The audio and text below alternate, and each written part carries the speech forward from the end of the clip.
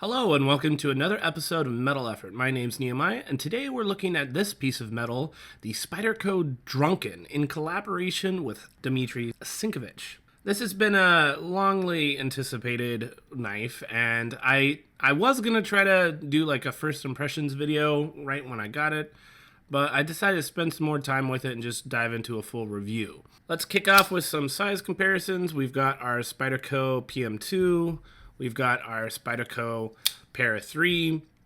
The blade length on the Drunken is 3.5 inch, both in cutting edge and from the shoulder. The shoulder kind of juts out here, so whatever you're missing here, you make up for on the cutting edge. It's one of those weird geometries where both the cutting edge and the blade length are the same. I think there's a really obvious size comparison we should do, and that is with the Spyderco Spydiechef. Now, like it or not, this knife is going to be compared to the Spydiechef a lot. I'm anticipating not just by me, but everyone. This is just a preview of my next review. But the silhouette of the Spydiechef and the Drunken is so strikingly similar. Now, at first you might think that these are designed by the same two people, when in fact they are not. This is a Swish design, this is a Sinkovich design, but man, it's really hard not to notice the similarities here. You have, sheep's foot, blade silhouette is extremely similar. It's a little bit taller on the Spydiechef than on the Drunken, but still very, very reminiscent of each other. You have kind of a flat area here. You have the little kickstand here. You have the same arch up and then angle down. You have a nice big open area for your fingers to go in. Both are great for cutting down on a cutting board, kind of give you the angle that you need to get that done without your knuckles getting in the way. These are incredibly similar. So I'm going to be comparing the Spydiechef and the Drunken on and off here. If you're going to get your panties in a twist over it, at least you've been warned up front. You know what to expect. I don't want to dwell too much on it. I do want to, cover what's actually going on with the Drunken more than the comparison, but it might jump in from time to time. I think we should probably get a weigh-in real quick. It's clocking in at 3.76 ounces. On the website it says 3.8, so right around where we should be on the weight of it. One more quick thing I want to do. This isn't something I normally do, but I think it's especially important on this, is to get a blade stock thickness. So we're at 0.135. Comparing that, no doubt, to our Spydiechef, which is more in the 0.1165 inch range. So it is definitely a thinner blade stock on the Spydiechef than on the Drunken. But I'm going to try to do this. I normally don't do this because it's such an arbitrary measurement, but I'm going to try to do a behind the edge measurement, which is hard to get, especially on camera.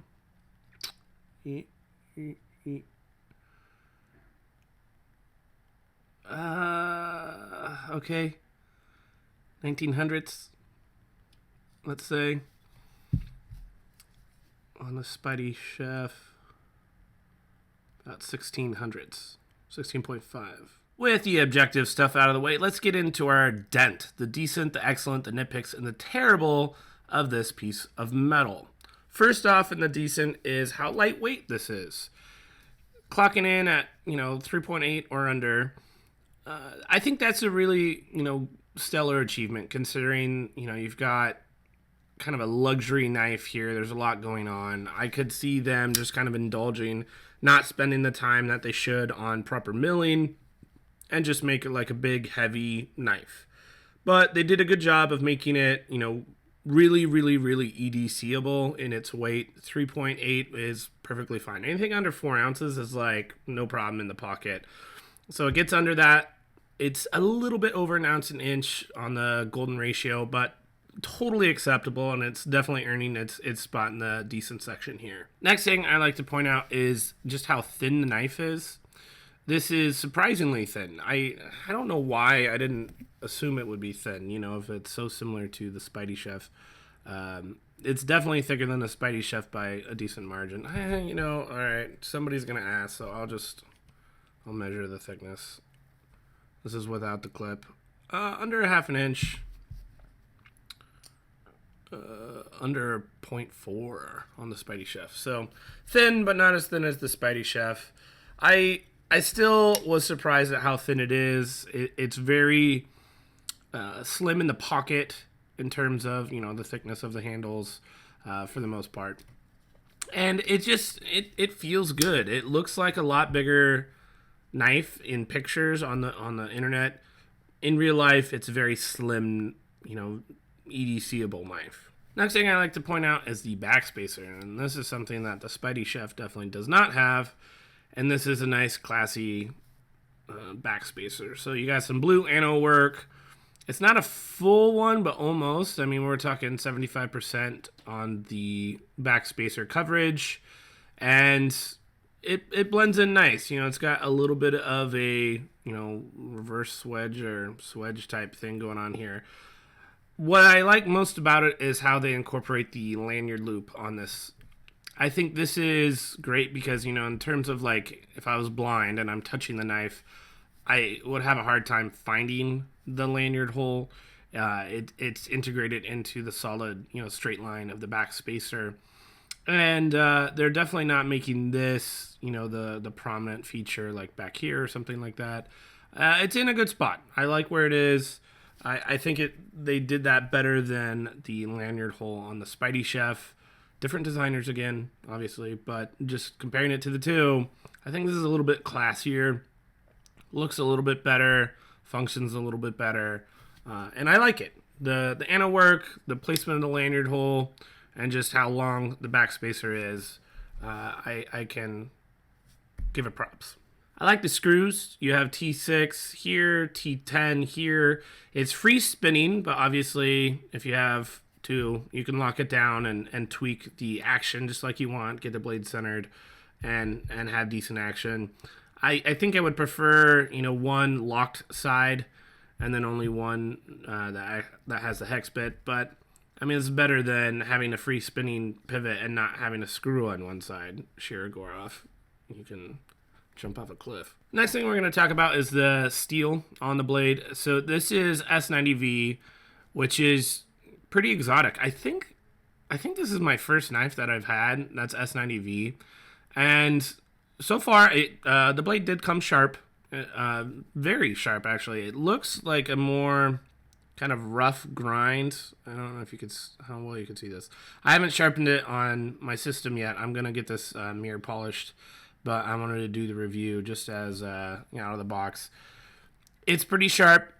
It's a good cutter. I think, you know, the sliciness of the Spydiechef kind of spoiled me a bit, you know, because you have much thinner blade stock, a taller grind, thinner behind the edge. It's still, you know, aggressively ground here, so I'm not saying this is a bad cutter. You know, if I didn't know that the Spydiechef was a knife, I would be, you know, a lot more excited about the cutting power of this. It's still in the decent, and then in combination with the, you know, S90V, I think you have, you know, a very high-end, excellent combination of blade shape and knife steel. S90V, you know, it's kind of in the high carbites, hard to sharpen category, you know, like S110V. I think I'd prefer S90V over S110V. Just the idea that it's a little bit easier to sharpen. We'll see just exactly how difficult that is in future videos. I'll mention just how the sharpening went on this, but I foresee it being a better experience than S110V, maybe a worse experience compared to like M390, which, you know, that's kind of the steel that I really started with. I'm perfectly fine with sharpening M390 and it's akin, but we'll see how it stacks up against the S90V. Jimping on the blade is pretty good. It's kind of hard to get the lighting here. So pretty deep cuts into the tang. rounded, but not like slippery rounded. I mean, it gives you some traction. It's definitely not in the sharp category, for better or for worse. It's there. It's not ornamental. It does the job. It's not like blowing me away or anything like that. I think I prefer the jimping on like the Shirogorov knives, but I think it's better than like say the CKF Terra that I had that was kind of faux jimping. Okay, and now the big conversation, which is we're diving into the OCD, the open, the close, and the disengage in the wrong order. So, opening the knife. I think this is pretty much the exact same experience on the Spydiechef. If you get it down, you have just enough room on the opening aperture where you can do a Spidey flick. Not a problem, something totally easy to do. 100% accuracy, detent strong enough that it snaps out pretty good, and I like it. The Sabenta Open is exactly like the Spydiechef. It's easy to do, rolls right out. Detent doesn't hang up on it at all. Was just kind of a problem with, like, say, the baby machine I just reviewed. This is better than that in terms of, you know, the Sabenta Open. I think the opening is, I don't know, like a 9.3. It's the detent isn't like so snappy that it gives me chills when I do it. Like, say, on the particular PM2 that I have, the detent on this is like perfection, and it just makes me happy. This is like a 10 out of 10 on opening. Not all PM2s end up this good. This is kind of a luck of the draw in terms of detent. But on this one, you know, again, I don't know what the variance is on these. These are brand new. Haven't really heard anybody complain about the detent. I think it's good, it's solid, and you can open it both ways, and it's a good experience. Now, as far as the actual, like, action itself, like the smoothness, it took some doing. Like, when I first got the knife, it wasn't this smooth. I took it apart, I lubed it, I put it back together. It improved it maybe like 5%, but I still wasn't like super happy with the action. I took it apart a second time, and I took the washers and I just rubbed them on some balsa wood with some 1 micron, or maybe it was 3 micron, to just kind of polish it up a bit on the washers, and then put it back together, and that was probably another 7 to 8% improvement. It's a lot more glassy now than it was, but I definitely had to work to achieve that glassiness. I would say overall the smoothness, I give it like, you know, for washers, you know, and so we're keeping that kind of in the context of these are washers, phosphorbond washers. I would say these are somewhere in the 9.3 of smoothness. It's kind of glassy. I don't want to call it hydraulic. It's, I don't know, like, you can't really whip it out as well as you might want, you know, unless you do like a ton of horsepower into it. Next, let's talk about the disengage. This is one of my favorite disengaging knives I've handled in a long time. Several reasons. One, you have this very nice jimping that's kind of a little bit at an angle. You know, it's like 11 o'clock, 10:30. And that makes a lot of sense. One, you have some traction there going both ways. Very subtle difference without it being like super stabby or pokey like on the tops of those jimps. And so it's very comfortable yet has just enough grip. That is really, really nice. You have a humongous cutout so you can come in horizontally into it and push over. Really nice. It's almost like showing us too much of, like, you can clearly see the entire screw of, you know, the steel insert that they have in here.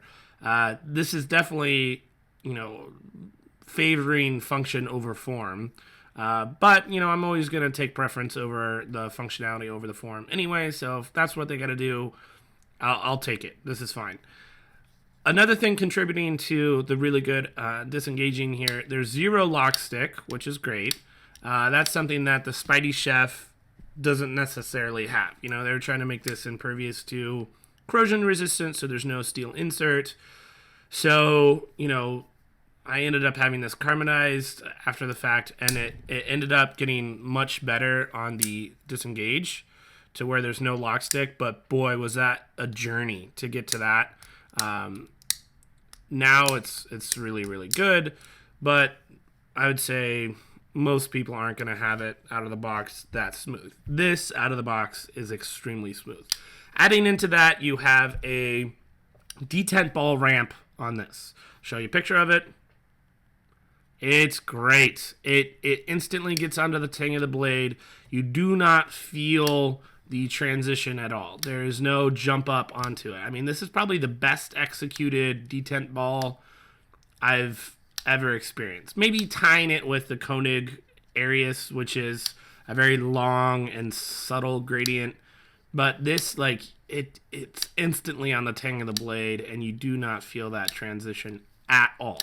This is like a 9.8 in terms of disengaging. They did a really, really stellar job, and really contributes to the kind of not illusion, but contributes to the overall feeling of quality when you're, using the mechanical part of the knife, which is the action. It just feels luxurious. And I think that detent ball track, the steel insert, the execution of it really contributes to that idea. Last thing we'll talk about is the close. And the close, oh man, this is more like a 5 out of 10. I mean, it's phosphor bronze. In terms of like jostling it shut, it's like 4 jostles. This is not even close to like a drop shut blade. I mean, it's the thing I'm the most disappointed in. I knew phosphor bronze was going to be bad, but like, this is dumb. It's messing with the fiddling with the pivot so you can get the drop shut action. I don't need it like fall down guillotine, just as much as like the Spydiechef. The Spydiechef, I get onto the tang of the blade and it's like, 1.5 jostles and it's shut. It's much smoother on the close, like significantly so. Where this is like,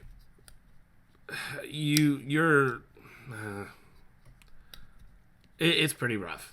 Now, I don't think anybody should going into the Drunken or the Spydiechef for that matter looking for some like crazy guillotine shut action. I mean, it's on phosphor bronze washers. You should be expecting more of like a Sebenza type action. And I think, on the open, it's snappy, way better than any Sebenza I've ever used in terms of just opening it up, pretty consistently. The disengaging, I think, is even better than any Sebenza I've handled. Closing is probably worse than most Sebenzas. I don't know what it is. Again, I'm in there. The action is, or the washers are clean. They're well lubed, and it's smooth. I don't. Is the detent too strong? They had to tune the detent for the good opening on the flick. And that just ruined the closing action. I don't know what's going on, but that's how it kind of shakes out. Last thing in the decent is the fit and finish. Fit and finish is pretty stellar. It's very easy to get it centered.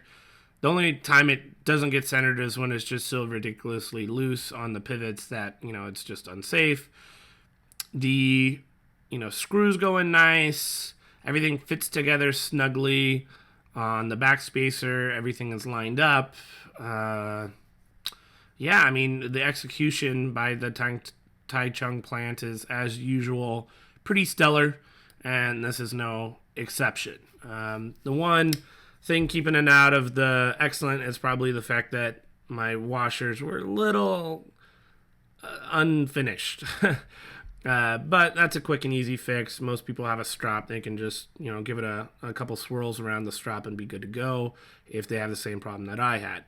But overall, very, very good. I mean, this is a, high-end production knife, and I feel like, they did a really good job in terms of the grind is, good and like it should be. It's even, no glaring issues. The CF is, void free. So good. Yeah. Fit and finish in the decent. With that out of the way, let's get into the excellent. I've got 2 excellent things. this we're gonna zoom in for, but the milling on this knife is stellar. And I think, this is really kind of the thing that this knife is doing. This is what's making it unique, is this kind of, namesake, this drunken milling pattern. And just the intricate milling that you see on here done, obviously with the CNC machine, must have taken a long time and, was programmed very well, completely void of any imperfections on this. I don't know how much this is coming across in the video. Maybe I'll get a little bit closer just so you can see what's going on. It, again, doesn't really translate super well on, just pictures on the internet. Once you've got it in hand, you can really appreciate it. It definitely gives it kind of a organic feel. It's almost like a fingerprint in terms of just, it looks like a fingerprint, I guess. And it feels very natural, I suppose, even though it's, titanium and CF. It feels good in the hand. It gives it some texture. It's almost the exact opposite of what's going on the back of a Koenig Arius, where this is just bare titanium most of the time, and then you have a little bit of this kind of lined CNC work on the inside of the lock bar release, or outside of the lock bar release, I should say. And so this is the exact opposite. That's the one place that doesn't have it. So expertly done. It looks good. It feels good. And that's where a lot of the time and money went on this knife, is to the milling. And I'm kind of combining this with also the milling that you are going to see on the inside of the knife. I'll show you a couple pictures. Same thing. The milling on the inside of the knife to, get that weight reduction is excellent. It's intricate, and it gets the job done. Next thing, and this is the probably second thing that we're spending our money on, is the near mirror stone wash blade. So let me see if I could show this off a little bit. Clean it off, and we'll get something to reflect it off of. So it's, a little foggy, obviously, but you can definitely see what's going on. This is a good combination of quality, that, there was time and effort put into polishing the blade, but also functionality, in the sense that the stone washing is going to hide scratches and stuff much better than just like a mirrored, high polish satin blade or something. Not satin, that's a contradiction, but high polished blade is going to show scratches like crazy and really just ruin the whole effect. This is a good compromise. I think of all the types of finishes on blades, this is one of my favorites. Is like a near mirror stone wash that just looks classy, but is also practical. With that out of the way, let's get into the nitpicks. First nitpick I have is the ergos. So this is going to be highly subjective. I think for me, with one exception, this would be in the decent for me. I actually really like the shape of the knife, which is so similar, again, to the Spydiechef. I like how the angle kind of curves up. It's palm swell. It angles the blade down, again, for the chopping on cutting boards and stuff. It's very thin knife, but it's so tall that it fills the hand in just a different dimension. And you basically have the exact same thing going on here, where these two fingers get to hang out in kind of the little crevice here. This kind of meets to fill the palm and give your finger something to latch onto. So that part is fine. The issue is the clip might poke you in the wrong spot. It's definitely a hot spot. Let's see if I could show this, but maybe here. For me, when I hold the knife, that clip is poking up right in between my middle finger and ring finger, and so it does not touch me at all. But I think that's just random chance that if this was, depending on your hand geometry, poking into either this finger or this finger, it could drive you up a wall. So for that reason, I'm putting the ergos in the Nitpick because I think there's more people where that's going to be a bother than not. And so I'm just playing it by the numbers. Second thing, and I haven't been mentioning this in a while, but this actually actively bothered me. I don't like the placement of the stuff on the blade. So you have tie chunk stuff that's over here. I'm not too bothered with. It's out of the cutting path. So this and this is fine. On the stone wash finish, or the high polished stone wash, the friction of the laser etching is exaggerated. And so you have the whole sink-of-inch design thing right here. And it just, when I'm wiping off the blade to like get that mirrored stonewash thing, looking good, it's just everything wants to stick to this stupid thing. So I really, I don't like the billboarding of it. I don't like the placement. Even if it was just like awkwardly down here, I think that would be better. But yeah, I like naked blades with the exception of just like a small, S30V or S90V down here, somewhere kind of clever where you hide it. That's my preference. This is getting a little bit too much. Like it's almost middle centered, it's not even left justified enough. Like even if you just moved it closer to the hole, that would be better. It's just right in the middle of like where I'm cutting, and stuff is just, I don't know, gives me too much friction. Nitpick. Still, I'm annoyed by it. Next thing, and this is something that, I wouldn't have known to mention in a like first impressions video, but definitely is going to show up in a review. The kind of geometry of the backspacer and this like swedge thing that's going into the lanyard hole, there's these crud grooves right here. And just crap gets in there, and it's kind of hard to get it out. I kind of wish the CF met the bottom of that, at least on this side, so that stuff wouldn't get lodged into that little crevice right here and right here. Not a big deal. It's just kind of annoying, to really clean it out. You might even have to take the knife apart if it got really gunked up with something, but not the end of any world. It's fine. Last thing in the nitpick we're going to talk about is the price. And this is, I think a lot of people are having a gut reaction to just how much this cost. It's $410 for this. S90V is, it's a premium steel. It's good. I don't think the steel on its own really justifies the price increase. But when you factor in the near mirror stonewash, you factor in all the milling, it's obvious from a business standpoint why this knife costs as much as it does. The part that doesn't necessarily translate to everybody, and I think why a lot of people have valid arguments as to why this knife is too expensive for them, is that, making all these intricate milling patterns and milling it all out, like, that's cool, and that takes a lot of time in the CNC machine, so they gotta, like, recoup those costs. But do we need it?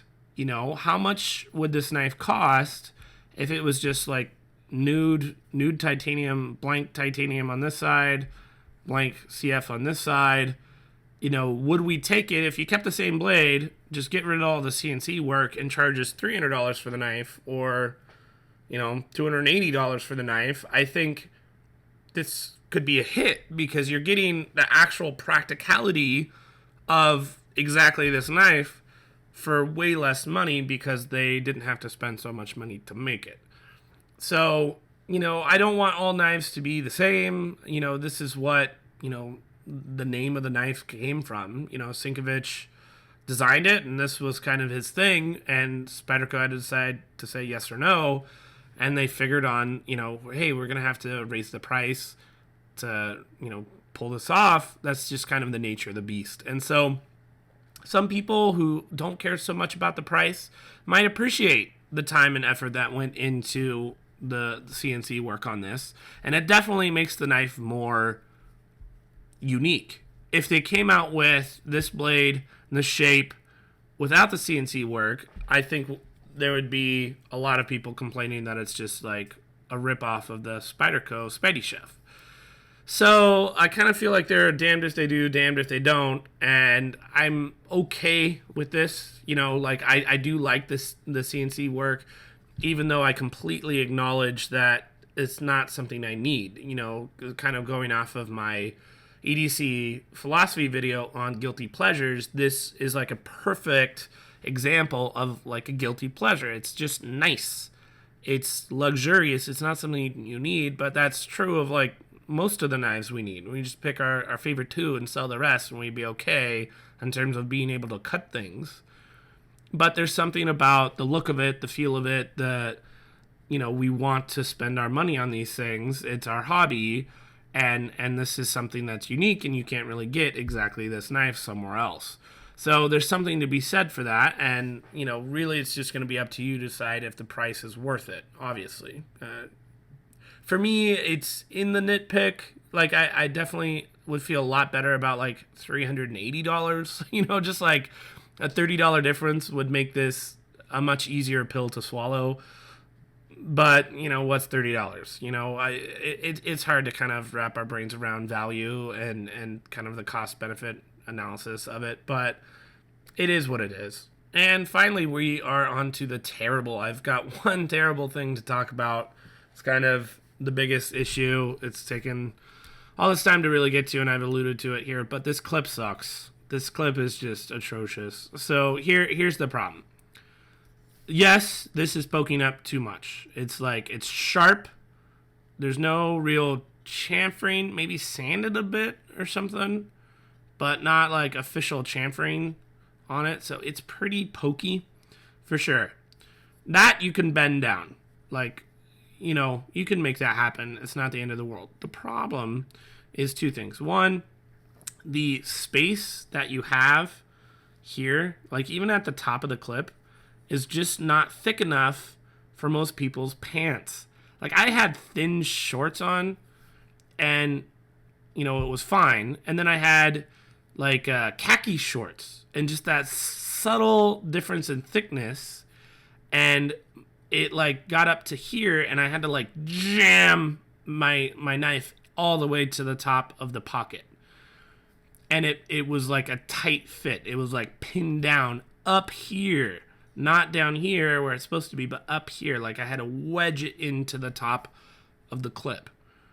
That is unacceptable. That is just not good design. If they make this clip, they make a prototype or whatever, and then somebody sticks it in their jean pockets, and they're like, oh, I have to like jam my knife in to get it all the way to the top of the clip. Maybe we should redesign this or bend it in a different geometry, or give it a little bit of clearance back here, and then have maybe this wouldn't be so poked up, because if you raise this is going to angle down. Like, come on, this is like easy stuff. Like, why would you not fix this? Lastly, and kind of the nail in the coffin of why this is in the terrible, is it's very shallow. You could have easily done something to make it not necessarily a deep carry pocket clip, but higher than it is now. I mean, this is just so low, needlessly. Like, there's no lanyard hole right here. It's up here, out of the way. You could do whatever you want with the clip, any way. Like a wire, like just a garbage wire clip, not garbage, but a cheap, inexpensive wire clip would have been 10 times better. So I guess this could be worse. If there was some fatal flaw that was incorporated into, the titanium body or the action or something, that's not really fixable. But a clip, we could unscrew this and put another one on, There's a whole market for Sebenza secondary market clips. Millet is making clips for Sebenzas all the time. So it's kind of, not the end of the world type of a terrible. I think Nick Shabazz was showing on Instagram how he just took it off and got a wrench and shaped his own clip into something that works. Make this bend a little bit back here so it's a little bit raised, bend that down. Like, you could just, with brute force, fix it, I guess. I'm still annoyed by how shallow of a carry it would be when I have the Spydiechef, which is awesomely deep carry. That I'm more looking forward to just third-party clips. If I decide to keep this knife, I'm going to have to address this clip issue. I haven't done anything with it yet, obviously, but I might. Or I'm going to sell the knife. I have to decide, is going through all that trouble worth it when I have a Spydiechef? And so that is a perfect transition into our conclusion. So my question is this: why would I buy this knife if this knife exists?